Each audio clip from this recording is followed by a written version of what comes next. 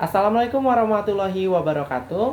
Shalom, Om Swastiastu, Namo Buddhaya, salam kebajikan dan salam sejahtera buat kita semua. Halo semuanya, selamat pagi, selamat siang, atau selamat malam.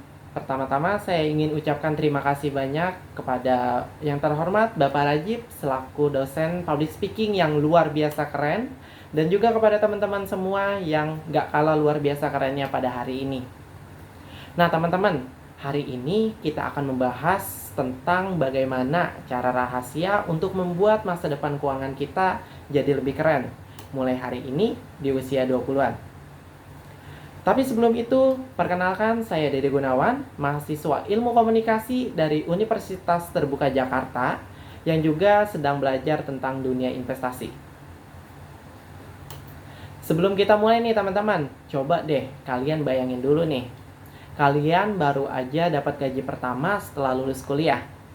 Di satu sisi, ada HP baru yang lagi viral.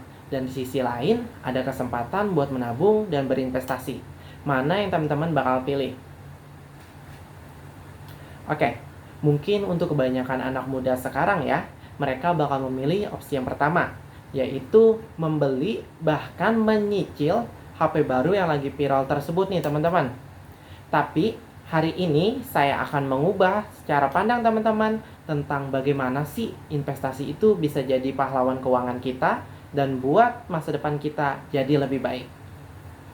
Untuk topik pidato saya pada hari ini adalah tentang pentingnya berinvestasi di usia 20-an dengan tujuan untuk mengajak teman-teman semua buat lihat investasi itu sebagai langkah pintar, bukannya resiko seram yang menakutkan.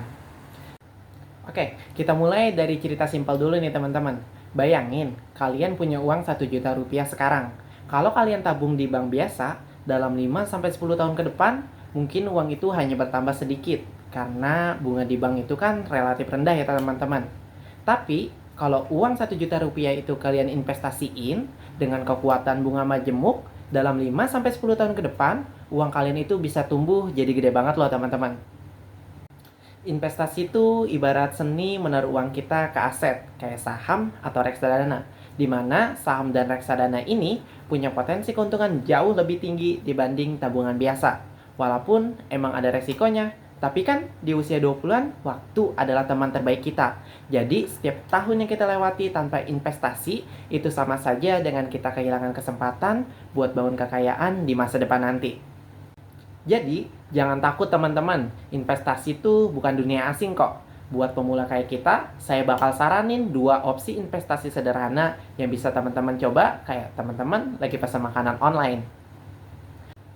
Oke, yang pertama ada reksadana. Reksadana ini tuh ibarat keranjang belanja tapi bareng teman-teman, di mana uang kita bakal dikumpulin jadi satu dan diinvestasiin sama ahli keuangan ke berbagai aset. Resikonya relatif rendah dan juga teman-teman bisa mulai dari modal yang kecil, yaitu 100.000 aja. Gimana? Keren kan? Yang kedua ada saham. Saham ini tuh ibarat kita beli sebagian kecil perusahaan yang lagi bagus. Meskipun resikonya relatif tinggi dan juga naik turun kayak roller coaster, tapi kalau perusahaan itu berkembang, keuntungan kita pun akan melambung tinggi banget loh. Saat ini sudah banyak kok anak muda yang bisa berhasil sukses dari investasi. Misalnya aja yang lagi rame sekarang nih teman-teman, kayak Sulianto Indria Putra atau biasa dipanggil dengan Suli, dan juga Timothy Ronald. Siapa sih yang nggak kenal mereka berdua? Nah, mereka berdua ini adalah contoh anak muda yang bisa berhasil sukses dari investasi. Mereka bisa mengumpulkan uang puluhan sampai ratusan miliar dari investasi. Tapi perlu diingat juga, ini harus dibarengi dengan rasa kemauan belajar yang tinggi dan juga konsistensi yang tinggi ya teman-teman. Nah, ada juga nih teman-teman data dari PT Kustodian Central Efek Indonesia yang menyatakan bahwa pada September 2025, investasi pasar modal di Indonesia itu didominasi oleh anak muda usia 30 tahun ke bawah.